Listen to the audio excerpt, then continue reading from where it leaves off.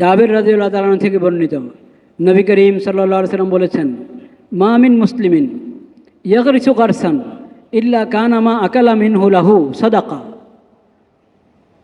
ইল্লা মা উকিলা মিনহু লাহু সাদাকা ওয়া মা সুরিকা মিনহু লাহু সাদাকা ওয়া মা আকালা সাবউ মিনহু ফাহুয়া লাহু সাদাকা ওয়া মা আকালাতিত তায়রু ফাহুয়া লাহু সাদাকা ওয়া লা ইয়ারজাউহু আহাদুন ইল্লা কানা লাহু সাদাকা।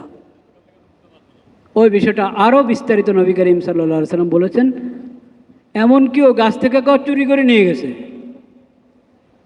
ফল, নিয়ম হলো আরেকজনের গাছের ফল যদি গাছের নিচে পড়া থাকে, এক দুটা পড়া আছে, তো আপনি নিলেন খেলেন, সাধারণত অনুমতি থাকে এটা।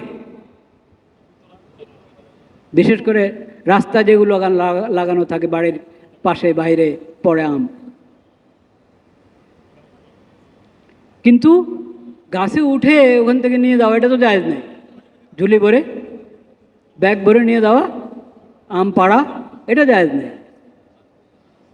হ্যাঁ, যদি স্পষ্ট অনুমতি থাকে ভিন্ন কথা, ও জানিয়ে দিয়েছে যে এই গাছ এখান থেকে যে যেভাবে নিতে পারে না, সেটা ভিন্ন কথা।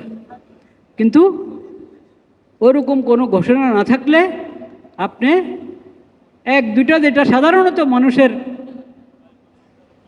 ওরফ আছে, একটা প্রচলন আছে যে এতটুকু কাউকে কিছু বলে না, আরও খুশি, আচ্ছা উনি নিয়েছে ভালো, উঠে নিয়ে গেছে ভালো, ওটার অনুমতি আছে। ওগুলোও আল্লাহ এই নিয়ত করে নাই, তারপরেও তার আমলনামায় সদকা লিখে দেবেন আল্লাহ তাআলা।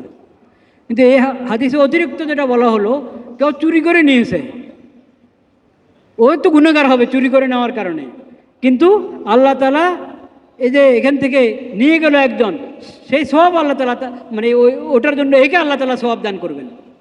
চুরি করানোর গুনাহ হবে, কিন্তু আল্লাহ তাআলা গাছওয়ালাকে কি দিবেন? সওয়াব দান করবেন। বলেন সুবহানাল্লাহ।